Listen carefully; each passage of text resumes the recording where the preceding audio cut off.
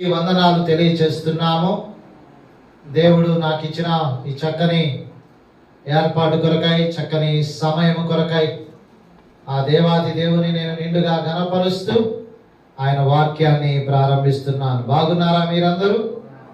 దేవుని దయ వలన మరి ఒకసారి ఆయన పాద సన్నిధిలో చేరిలా ఆయన వాక్యాన్ని అందించుటకు చక్కని అవకాశం ఇచ్చిన త్రియేక దేవుడైన మన ప్రభువును రక్షకుడైన యేసుక్రీస్తు వారి పేరట మీ అందరికీ సాదరంగా వందనాలు, శుభాకాంక్షలు తెలియచేస్తున్నాం. మరి ఈరోజు మన వాక్య సందేశము ఏంటి అంటే, ఒక అంశాన్ని మనం ఎన్నుకొని మాట్లాడుతున్నాం కనుక, సంతాప పడని వారు కొందరున్నారు. సంతాప పడిన వారు. గత వారము మనము వాక్యాన్ని కొన్ని అంశాలను కొందరు వ్యక్తులను ఆధారం చేసుకొని తెలియచెప్పగా, ఈ వారము పరిశుద్ధ గ్రంథములో సంతాప పడని వారు వారికి కలిగిన ప్రతిఫలము, సంతాప పడిన వారు వారికి కలిగిన ప్రతిఫలాన్ని మనము గత వాక్య ధ్యానంలో విన్నాము. ఈరోజు పడని వారు, లోకంలో వాక్య ప్రకారము బైబిల్ చెప్పేది ఏంటంటే, పాపము చేయని వారు ఒక్కరు కూడా లేరు. అందరూ పాపము చేయుచున్న వారే, త్రోవ తప్పిపోతున్న వారే, పనికి మాలిన వారైన వారుగా ఉన్నారు. అయితే దేవుడు మానవులను ఏం కోరుకుంటున్నాడంటే, దానిని దేవుని వద్దకు వచ్చి వ్యక్తం చేస్తూ, ఈ విషయమై నేను పొరపాటు చేసి ఉన్నాను, ఈ విషయమై నేను అనరాని మాటలు అని ఉన్నాను, ఈ విషయమై నా ద్వారా తప్పు జరిగింది అని ఎవరైతే కుమిలిపోతారో, నలిగిపోతారో, కలిగి నీరవుతారో, అలాంటి వారికి దేవుడు క్షమాపణ దయచేస్తాడు. అలాగే కావలసినంత కృప కూడా చూపుతాడు. కానీ కొందరు వ్యక్తుల్లో ఎందుకో కఠినమైన హృదయం. కొందరు వ్యక్తులు వారికి వారే స్టేట్మెంట్ ఇస్తారేమని, నేనేమి చెయ్యలేదు, దానికి నాకు ఎలాంటి సంబంధం లేదు, ఆ విషయంలో నన్ను ఇరికించొద్దు, నాకేం తెలియదు అంటారు. కానీ తర్వాత ఎవరు చేశారో కూడా తెలిసిపోవటం ఖాయం. ఈరోజు నేను ఒక ప్రత్యేకమైన వ్యక్తిని మీ దృష్టికి తెస్తున్నాను. అతడు ఏ రీతిగా ప్రవర్తించాడు, అతను ఏ రీతిగా సంతాపం పొందుతున్నాడు, అయినా అతనికి లభించని భాగ్యం.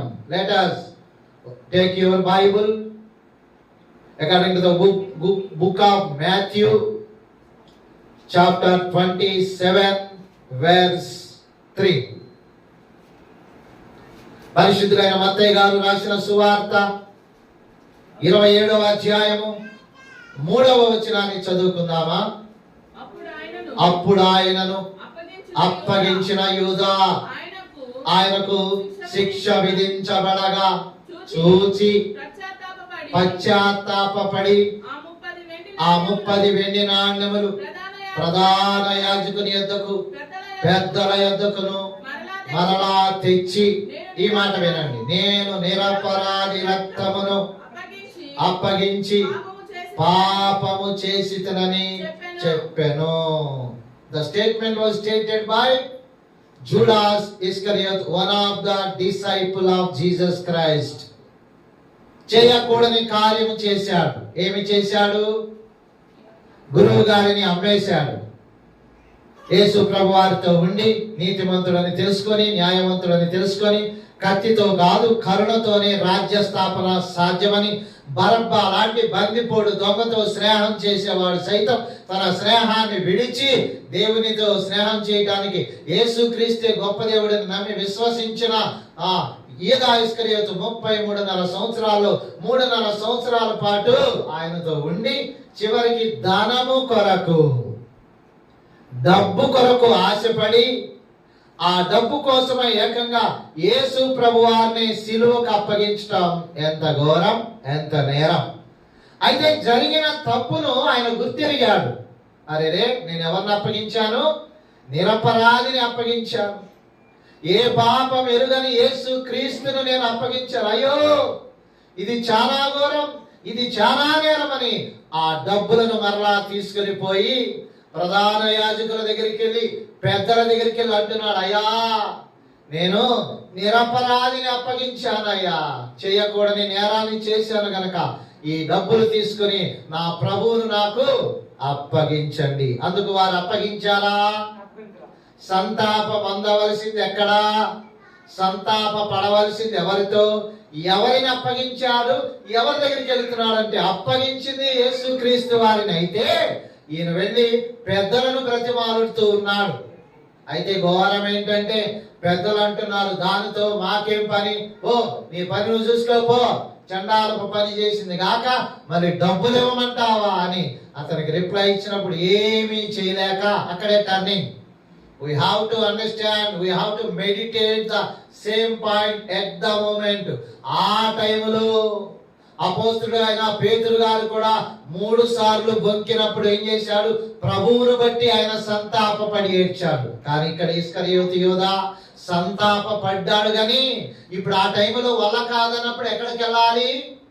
డాక్టర్ గారు వల్ల కాదన్నారు, చేయగలిగిన ట్రీట్మెంట్ అంతా చేశారు. 99% మానవ ప్రయత్నాలన్నీ వికటించినప్పుడు దేవుడంట పరమ నుండి ఆ 1% కొరకైనా నా యొద్దకు వస్తే నేను సహాయం చేయటానికి రెడీ అని చెప్తాడంట. దేవునికి స్తోత్రం. దేవునికి కుళ్ళు లేదు. ఏంటి ఆ డాక్టర్ గారి దగ్గర తిరిగి ఆ డాక్టర్ గారి దగ్గర తిరిగి ఆడగల్ల కాదని ఏడవల్ల కాదని నా దగ్గరికి తెచ్చావా అన్నాడంట. నా దగ్గరకు వచ్చావు అంతే చాలు. నా దగ్గరకు వచ్చి చివరి క్షణములైనా నేను బాగు చేస్తానని, నేను బలపరుస్తానని, నేను స్వస్థపరుస్తానని నన్ను గుర్తెరిగి నా ఎందుకు వచ్చావు అంతే చాలని ఆ సమయంలో అయినా సరే దేవుడు దగ్గర తీసుకుని. ఎందుకంటే వాక్యం అంటుంది, నా యొద్దకు వచ్చి వారిని నేనెంత మాత్రము బయటకు త్రోసివేయనన్న మాట. ఇక్కడ పేతురు గారైతే వచ్చాడు, సంతాపపడి ఏడ్చాడు, సంతాపపడ్డాడు, బలమైన సేవ చేశాడు. మరి ఇప్పుడు అదే ఇస్కరియోతు యూదా శిష్యుడైన వారు ఎక్కడికి రావాలి? పెద్దలు కాదన్నారు, ప్రధాన యాజకులు కాదన్నప్పుడు యేసుక్రీస్తు వారి పాదాల దగ్గరికి వచ్చి ఆయన మా గురువే కదా, నేను ఏమైనా సరే, ఎందుకు మీకు తెలుసు కదా, తప్పిపోయిన కుమారుడు కూడా తప్పు తెలుసుకొని వచ్చినప్పుడు మా నాన్న నన్ను చేర్చుకుంటాడు, మా నాన్న నన్ను క్షమిస్తాడు, మా నాన్న దగ్గర అనేక పనులు ఉన్నారు, నేను వెళ్ళి ఆయన పాదాలు పట్టుకుంటే తప్పకుండా నేను సంతాపం పొందుతాను అనుకున్నాడా? అనుకోలేదా? అనుకున్నతోనే లేచాడా? లేవలేదా? లేచిన తోడనే వచ్చాడా? లేదా? వచ్చిన తోడనే తండ్రి చేర్చుకున్నాడా? లేదా? చేర్చుకున్నాడు. చప్పట్లు కూడా దేవునికి స్తోత్రం చెప్దాం. తప్పు చేయటం మానవ నైజం, కానీ దేవుని పాదాలు పట్టుకొని ఎవరైతే సంతాపం పొందుతారో వారిని దేవుడు తప్పకుండా ఆదరిస్తాడు, తప్పకుండా దర్శిస్తాడు. అలాగే ఇక్కడ ఇస్కరియోతు యూదా గారు కూడా ఈ కార్యం జరిగిన తర్వాత దేవుని దగ్గరికి రావాలనుకోవట్లా. ఎందుకంటే ముఖం చెల్లట్లేదేమో. నిజమే, చాలా మందికి తప్పు చేస్తే పోయిన ఆదివారం రాకపోతే ఈ ఆదివారం చెల్లదు, పోయిన ఆదివారం బలారాధనకు రాకపోతే ఈ ఆదివారం కొంతమందికి ముఖం చెల్లదు. అయినా దేవుడి దగ్గరికి రావాలా? తప్పదు. తప్పు చేసింది నువ్వు, ఎగ్గొట్టింది నువ్వు, కనబడకుండా పోయింది నువ్వు, మళ్ళీ వారు నేను ముఖం దాచుకోవటం కాదు. ఎందుకు తప్పు అయిందో ఆ తప్పును దేవుని దగ్గరికి తెస్తే మరి ఒకసారి జరగకుండా చూసుకుంటే ఆయన సహాయం చేస్తాడు. అలాగే ఇస్కరియోతు యూదా కూడా ఇది జరిగిన తర్వాత యేసు పాదాలు పట్టుకుంటే ఎంత బాగుండేదో. కానీ ఏం చేశాడంట? చూద్దాం. Let us open your Bible according to the book of Acts chapter 1 verse 18. 1:18 అపోస్తల కార్యముల గ్రంథము. ఈ యూదా ద్రోహము వలన సంపాదించిన రూకలనిచ్చి ఒక పొలము కొనెను. అతడు తలంకెత్తులుగా పడి నడిమికి బద్దలైనందున అతని పేగులన్నీ బయటికి వచ్చాను. చూసారా ఏం చేశాడు? He hanged himself. He did not come to the Lord and asked for forgiveness, but he went to a far place and hanged himself. చూసారా, లోక చరిత్రలో ఉరి వేసుకున్న వారు ఎంతో మంది ఉన్నారు, ఉరి వేసుకుని ప్రాణాలు తీసుకునే వారు ఎంతో మంది ఉన్నారు. కానీ ఈ యోధా అయితే విచిత్రమైన చావు. ఏంటా విచిత్రమైన చావు అంటే, ఉరి వేసుకున్నప్పుడంట అతడు పడి పొట్ట పగిలి పేగులు బయటకు వచ్చి ప్రాణం విడిచాడంట. ఎందుకంత ఘోరం, ఎందుకంత నేరం?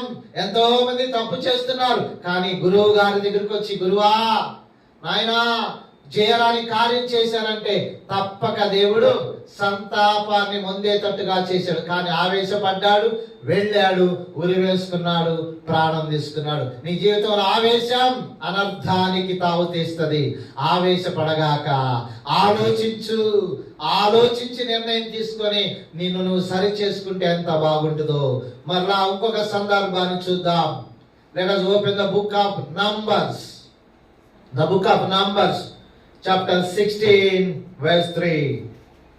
సంఖ్యాకాండము 16వ అధ్యాయము 3వ వచనాన్ని చదువుకుందామా? మోషే అహరోనులకు విరోధముగా పోగుపడి, మీతో మాకిక పని లేదు, మీ సర్వ సమాజములో ప్రతి వాడును పరిశుద్ధుడే, యెహోవా వారి మధ్య ఉన్నాడు. యెహోవా సంఘము మీద మిమ్మును మీరేలా హెచ్చించుకొందురని. చాలు చాలు చాలు. ఏంటి ఇక్కడ? ఒక dispute. There was a dispute arose among the congregation of Israelites. చూసారు, అప్పటి వరకు ప్రశాంతంగా ఉంది చర్చి. విన్నారా? కొంతమంది అలజడి చెప్తా ఉంటారు. తల నొప్పి వస్తే అటు వెళ్తారు, గుండె నొప్పి వస్తే ఇటు వెళ్తారు, మనసు బాగోకపోతే అటు వెళ్తారు. తేడా వస్తే నిజంగా మారగాకండి, దేవుడు మారడా. ఇక్కడ మనుషులు చూసారా? ఎవరు వీరు? 250 మంది, అలాగే 3 నాయకులు లేచారు. వారి పేర్లు కోరహు, దాతాను, అబీరాము. ఏంటి ఇలా తపనేంటి? ఏమయ్యా మోషే, నువ్వు ఒక్కడవే నాయకుడువా? మేము నాయకులం కాదా? నువ్వు ఒక్కడవే పరిశుద్ధుడువా? మేము పరిశుద్ధులం కాదా? ఇక నుంచి మీతో మాకు పని లేదు. ఇదిగో వింటున్నావా? మేము కూడా నాయకులమే, ఇక్కడున్న అందరూ పరిశుద్ధులే. నువ్వు ఒక్కడే ఏర్పాటు చేయబడ్డావా? నిన్నొక్కడే దేవుడు ఏర్పాటు. అసలు నీ మాట వినాల్సిన అవసరం మాకు లేదాయా? అదేంటయా? ఏమైంది? ఎందుకు ఏమైంది? పాస్టర్ గారి మీదకి వస్తున్నారు, ఏమైంది? సంఘమంతా దైవ సేవకుల మీదకి వస్తున్నారు, ఏమైంది? వీళ్ళు మన ఒక 250 మందిని సపరేట్ చేసి రైట్రా మనం అందరం ఏకమవుతాం రండి, వాళ్ళతో మనకు పని లేదని అంటా ఉంటే మీకు తెలుసు కదా. ఒకసారి మోషే గారు ఒక స్త్రీని వివాహం చేసుకున్నాడు. వివాహం చేసుకున్నప్పుడు ఆవేశంగా మోషే గారి మీద తల నాడిన వారు, లేకే నోరు భయంకరంగా మెదిపిన వారు ఎవరో తెలుసా?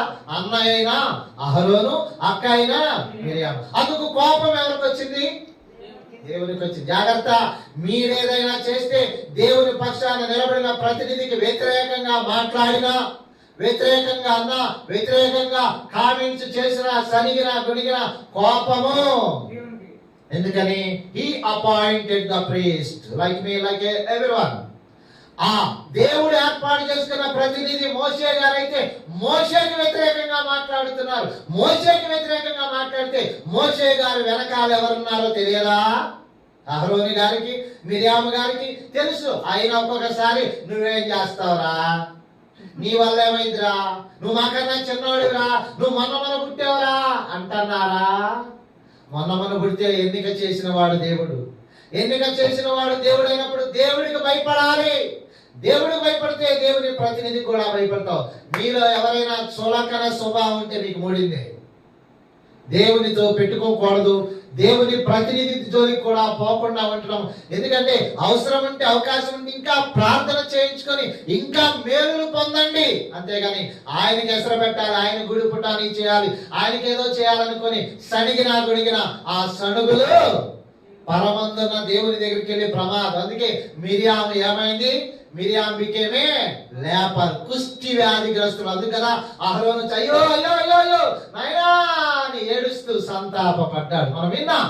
మరి ఇక్కడ చూస్తే కోరహు, దాతాను, అబీరాములు 250 మంది మోషే గారికి, అహరోను గారికి వ్యతిరేకంగా లేచి నీతో మాకు పని లేదు మాటను చూద్దాం. 11వ వచనం, 16వ అధ్యాయము 11వ వచనం. ఇందు నిమిత్తమై నీవును నీ సమస్త జనులను యెహోవాకు విరోధంగా పోగైన్నారు. అహరోను ఎవడు? అతని విరోధముగా మీరు సనగనేలా? అప్పుడు ఈ మాట వినండి. మోషే ఏలియాము కుమారులైన దాతాను, అబీరాములను పిలవనంపించను. అయితే వారు మేము రాము. విన్నారా? ముదిరిపోయిందా? ఎంత దాకా వచ్చింది? నీ మాట వినాల్సిన అవసరం లేదు పాస్టర్. నువ్వు చెప్తే మాకు లెక్కలేదు. ఒకప్పుడు నువ్వు చెప్తే వినేవాళ్ళం, ఒకప్పుడు నువ్వు చెప్తే ఏదో అనుకున్నాం. ఇప్పుడు నీ మాట వినాల్సిన అవసరం మాకు లేదు. ఎందుకు తెలుసా? మాకు పాడటం వచ్చింది, మాకు వాక్యం చెప్పడం వచ్చింది, మాకు ఆరాధన చేయటం వచ్చింది, మాకు ప్రార్థన చేయటం వచ్చింది, మాకు అన్నీ తెలిసిపోయినాయి అంటున్నారా? నీకు తెలుసలేదు? నేను కూడా ఇప్పటికీ కూడా still I am a babe. నేను ఇప్పటికీ still I am a learner, not a matured person. ఎందుకు తెలుసా? నాకు ఒక పాట వస్తే రానివి ఇంకా చాలా ఉన్నాయి. నాకు ఇక్కడ ఒక అరగంట సేపు వాక్యం చెప్పడం వచ్చి అనుకుంటే 2-3 గంటలు అవలేలుగా అనర్గళంగా ఆత్మ ఆవేశంతో చెప్పేవాళ్ళు లోకంలో పిచ్చవాడు మంది ఉన్నారు. వాళ్ళ దృష్టిలో నేను ఒక చాలా చిన్నవాడని అనుకోవటమే తప్ప నేను ఎప్పటికీ ఐ యామ్ వెల్ మెచ్యూర్డ్ అనుకోవటానికి లేదు. మీరైనా అంతే. వినగా వినగా ఇంకా నేర్చుకోవాలని అనుకుంటే గొప్పవారు అవుతారు. ఇక మనకు తిరుగులేదమ్మా అనుకున్నావా, తెల్లారి పొద్దున్నే లెక్కించడం ఖాయం. వద్దు వద్దు. ఇక్కడ చూస్తే మోషే గారు అంటున్నారు, అయ్యా మీకు ఒక అవకాశం ఇస్తున్నా, అభిరాము, దాతాను, కోరహు, రండి రండి. మీరు అనవసరంగా నోరు పారేసుకున్నారు, అహరోను మీదకి నా మీదకి లేస్తున్నారు. మాదేముందయ్యా, రండి వచ్చి సాగరపడండి, రండి దేవుని యొద్దకు రండి. మీరు నేను దేవుడు నిర్ణయిస్తారంటే ఏమంటున్నారు? They did reply. ఏమంటున్నారు? Why don't come, why don't. మేము రామా, నీ మాట అంటే మాకు లెక్కలేదు, నువ్వు చెప్తే వినాల్సిన అవసరం లేదు అంటున్నారు. చూసారా? సంతాప పడుతున్నారా? కఠినంగా మారుతున్నారా?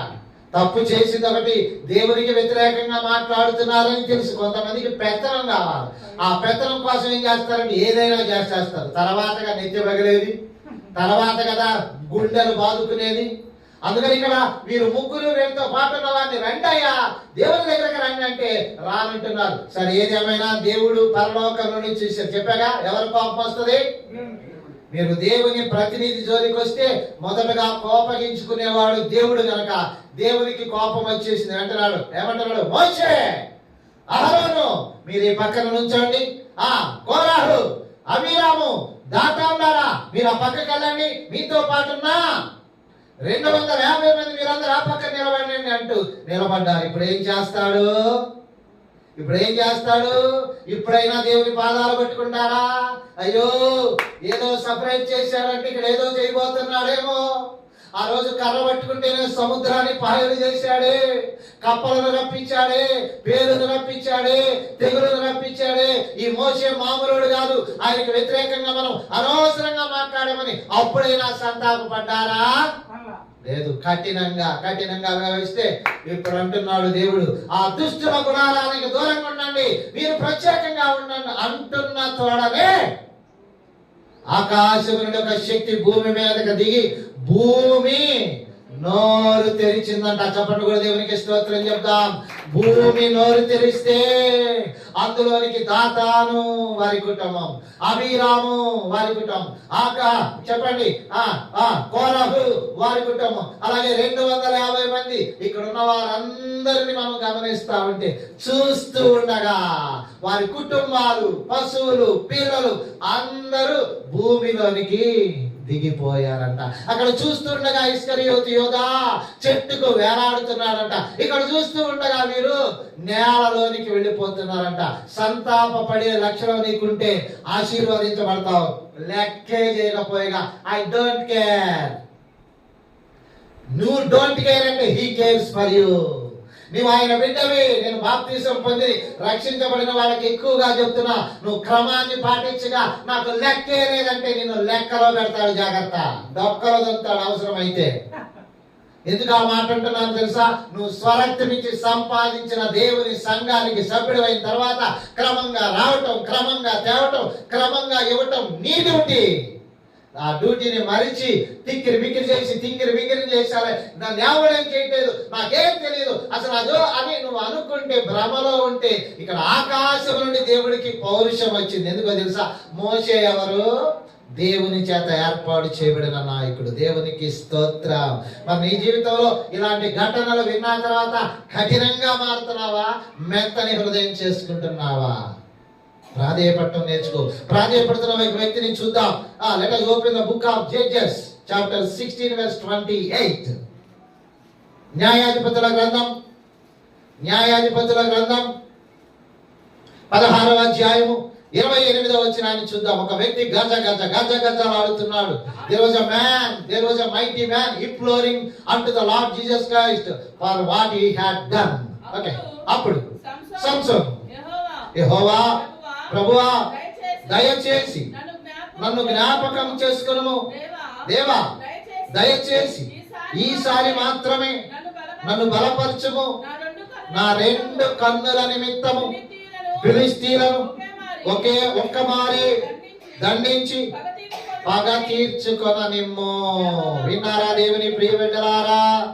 వింటున్నారా? ఇక్కడ శాంసన్ ద మైటీ మ్యాన్ ఒక్క గాడిద దవడ ఎముకతో 1000 మంది సర్దారులను చంపిన బలాఢ్యుడు బికేమే వీకెస్ట్ ఫెలో. బలహీనుడైపోయాడంట. ఎందుకు పనికిరాని వాడైపోయాడంట. బికేమే బ్లైండ్, బికేమే గానుగ విసురు వాడైపోయాడంట. ఇక నేను కొద్దిసేపట్లో చనిపోతున్నానని తెలిసినప్పుడు దేవుని వేడుకుంటున్నాడు. కానీ ఇక్కడ ఇంకో ట్విస్ట్ ఏంటో తెలుసా? వేడుకున్నాడు కానీ వేడుకున్న వారితో, అక్కడున్న వారందరితో ప్రాణము విడవలసి వచ్చింది. కారణం ఆజ్ఞ అతిక్రమమే పాపం. అంటే ఆజ్ఞ గుర్తెరిగి తప్పులు దేవుని దగ్గరకు వచ్చి చెప్పుకోవాలి. ఇక్కడ ఏమని ఒప్పుకుంటున్నాడో తెలుసా అండి? నన్ను ఒక్కసారి శక్తి ఇవ్వు, వాళ్ళతో పాటు నేను కూడా చచ్చిపోతా. ఒక్కసారి బలం ఇవ్వు, వాళ్ళ కింద పడి చచ్చిపోతా అన్నాడు. కానీ నేను మద్యం తాగానయ్యా, నన్ను క్షమించు. ఉన్నారా మద్యం తాగేవాడు? ఉన్నారా? ఇతరమైన ఏదైనా చేస్తే గుర్తుపెట్టుకోండి. ఇక్కడ అడగాల్సిన రీతి ఏంటి? అయ్యా పొరపాటున ద్రాక్షారసం తాగి నేను మొత్తం అయ్యా, నా తలకు 7 జలలు వేసి దానిని నున్నగా గుండు చేస్తున్నా, నేను గ్రహించలేని నిద్రమత్తు వాడినయ్యానయ్యా అంటున్నాడా? అది అనట్లా. ఏమంటున్నాడు? ప్రభువా ఒక్కసారి మొత్తాన్ని చంపి పగ తీర్చుకునే శక్తిని నాకు ఇవ్వు అంటున్నాడు. అయితే దేవుడు కన్నీటికి జవాబు ఉంది గనక అతని ప్రార్థనకు కన్నీటికి జవాబు ఇచ్చాడు. కానీ చివరికి చనిపోయాడు. నీ జీవితంలో సంతాపం పొందుతున్నావా? సరైన సంతాపం పడుతున్నావా? నిజంగా దేవుని దగ్గరికి వచ్చి కన్నీరు కాలుస్తున్నావా? దయచేసి కోపిష్టిగా ఉండగాకండి, పట్టుబట్టగాకండి. మీ పట్టులు బెట్టులు వదలండి. దేవుడు మీ జీవితంలో కన్నీరు పెట్టించే సమయం రాకముందే నేను దోషిని, నేను పాపిని, నేను నిజంగా వక్ర మార్గంలో ఉన్నానని ఎవరైనా వారి బుద్ధులు మనసులను చేసుకుంటే సహాయం చేస్తాడు. పేతురు గారిని సరిచేశాడా లేదా? యోసేపు గారు అన్నాన్ని సరిచేశాడా లేదా? మిరియాము గారిని బాగు చేశాడా లేదా? అహరోను రక్షించాడా లేదా? నిన్ను కూడా రక్షిస్తాడు. కానీ ఈ మాటలు విన్న తర్వాత కోరాహులాగా, అభిరాములాగా, దాతానులాగా, ఇస్కరియోతు యూదాలాగా, లేకపోతే బలాజుడైన సంసోన్ లాగా కాకుండా కుమిలి కుమిలి కుమిలి పేతురు గారిలాగా సంతాపపడ్డావా? ఏడ్చావా? ఇంకొక మాట చెప్తున్నా, తప్పిపోయిన కుమారులాగా నీ తప్పు తెలుసుకుని తిరిగి వస్తావా? దేవుడు సహాయం చేస్తాడు, చేర్చుకుంటాడు. నిన్ను మరలా వచ్చిన వైడూర్యాలతో నిన్ను తలదూగేటట్టు చేస్తాడు. తప్పు చేయటం మానవనైజం, ఒప్పుకొని పశ్చాత్తాపడాలని. సంతాప పడ్డావా? లేదా సంతాప పడకుండా నీ హృదయాన్ని కఠినంగా చేసుకుని నివసిస్తావా? గత వారం మనం విన్నాం సంతాప పడిన వారిని. ఈ వారం మనం వింటున్నాం సంతాప పడక కఠినంగా వ్యవహరించిన వారి జీవితంలో జరిగిన నష్టాన్ని మనం చూసాం కనుక ఇదా అదా బేరీజు వేసుకోవాలని తెలియజేస్తూ ఈ వాక్యాన్ని ముగిస్తున్న దేవుడి వాక్యాన్ని మన కొరకు దీవించి ఆశీర్వదించును గాక. ఆమేన్.